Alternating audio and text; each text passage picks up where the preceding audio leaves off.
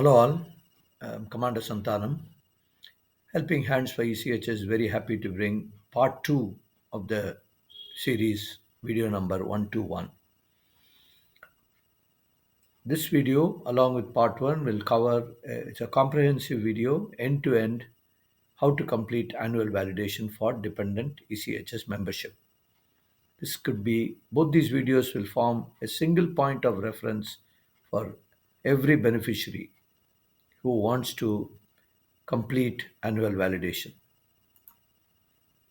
A recap: this was introduced in July 2022.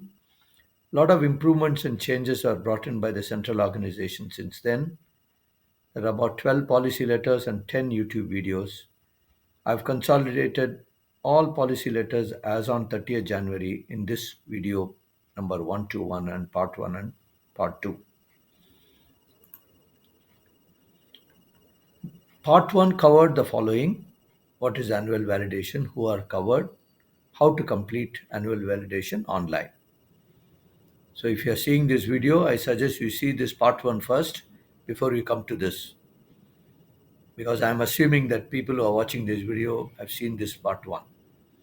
This video, part 2, will cover the below. What happens if annual validation is not completed by due date online by the beneficiary? Second thing is, what happens if the annual validation is not completed even after 1 year of grace period, which is given now from 30th January, okay, which is nothing but the last due date. 1 year was given, 1 year is being now given. What happens if even after 1 year you have not completed it? That means literally it is 2 years from the last validation which was approved.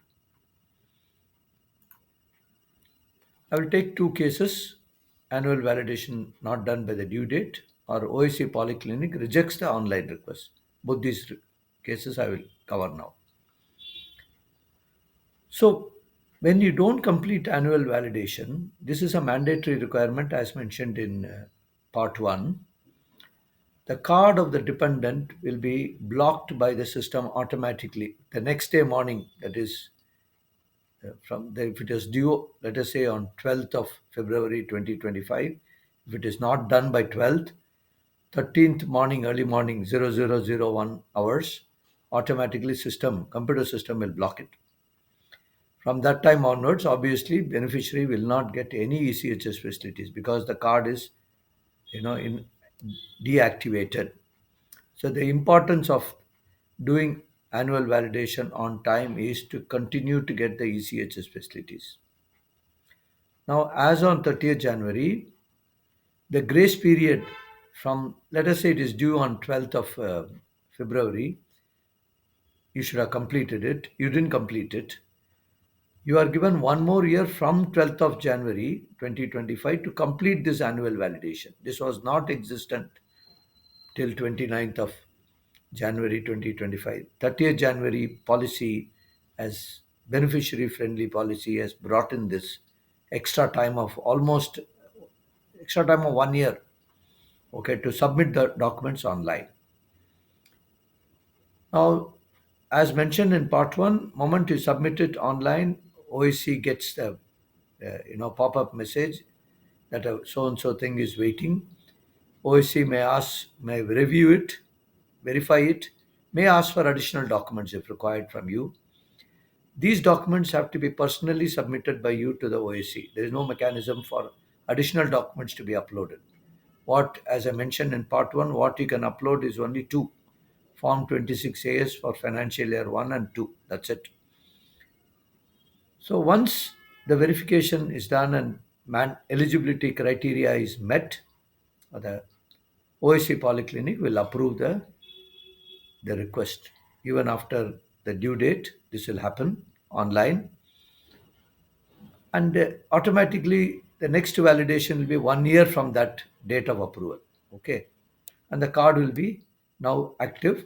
Blocked card will become active card, and the dependent beneficiary, will continue to get ECHS facilities. Okay. So in the normal case, you don't have to go to the polyclinic unless additional documents are asked for and you have to submit it, because OEC has to verify and satisfy that criteria are met for this particular request.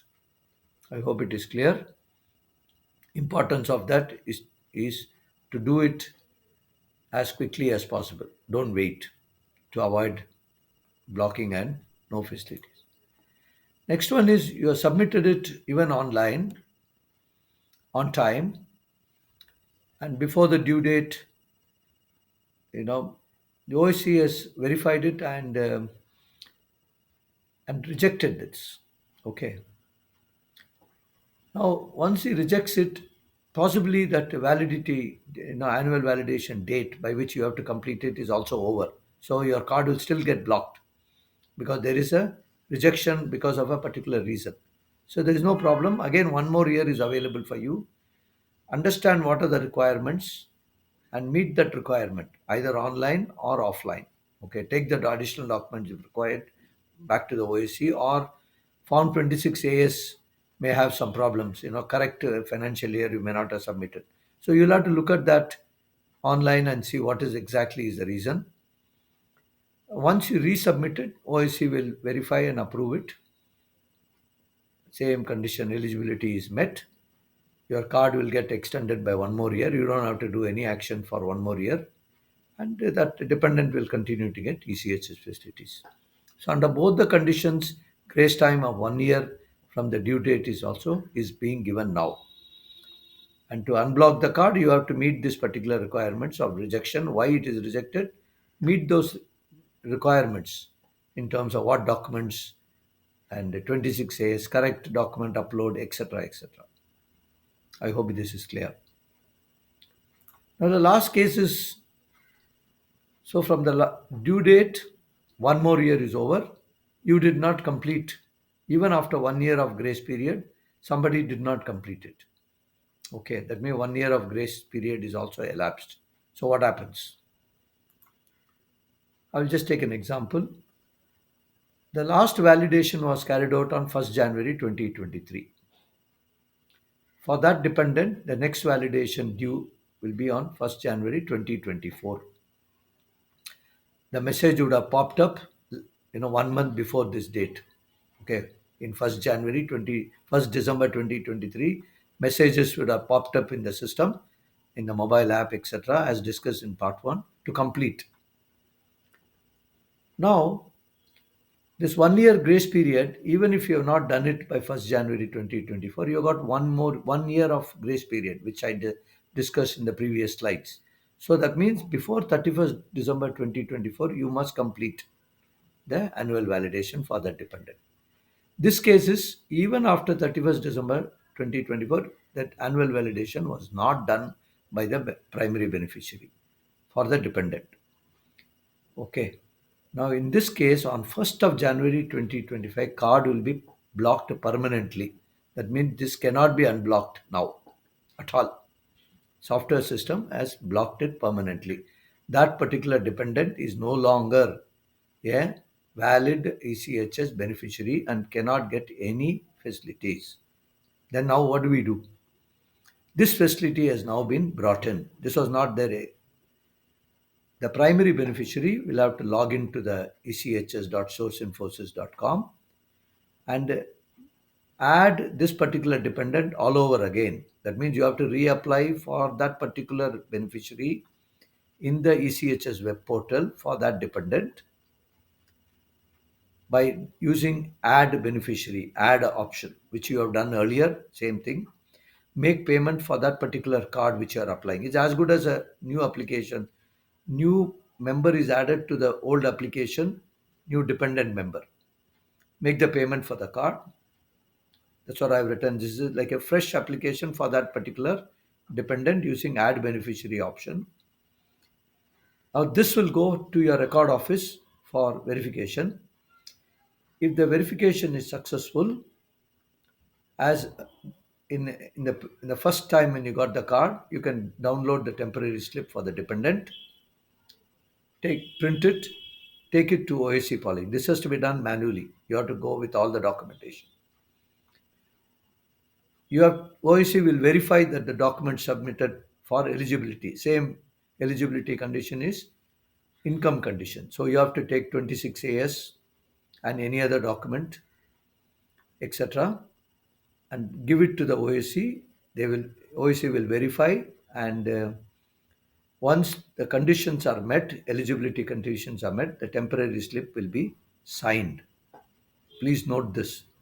Even for temporary slip under this condition for dependent, you have to necessarily show that the income of the dependent is less than 9,000 rupees per month without DA, excluding DA.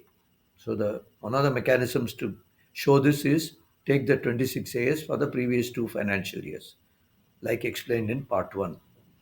I hope temporary slip will not be signed and stamped unless the eligibility criteria is verified and it meets that condition. Okay. In case there are any observations at this point in time for the temporary slips, okay, you will have to, the temporary slip will not be signed. That means the signing will be rejected. So please note this condition. That means 1 year here, one more grace period, 2 years are over, and then only blocking of the card happens. Have you watched video 121 part 1? Please do that and then come back again and watch this. You will probably understand this better because this is a continuation of the previous video part 1. Taken a lot of effort to build these videos. My request, do not copy or reproduce without my permission. You're most welcome to share videos and links to any veteran, any family who is a ECHS beneficiary. Thank you very much for your understanding and I appreciate your support. Helping Hands for ECHS, I bring two facilities. One is my YouTube channel, other one is my web portal. Whenever you watch on YouTube, my request is to hit the subscribe button. When I launch a new video, you will automatically get a notification. You will also get a notification, auto notification, whenever I do YouTube live sessions every 3-4 months. Okay, please join there also and ask any query you have on ECHS. Both these facilities answer close to 100% of every query which is possible. If you still need help, send me a message in this number, WhatsApp message. If you have an emergency and you don't have anybody to help you, please call me. I will try my best to help you. Jai Hind.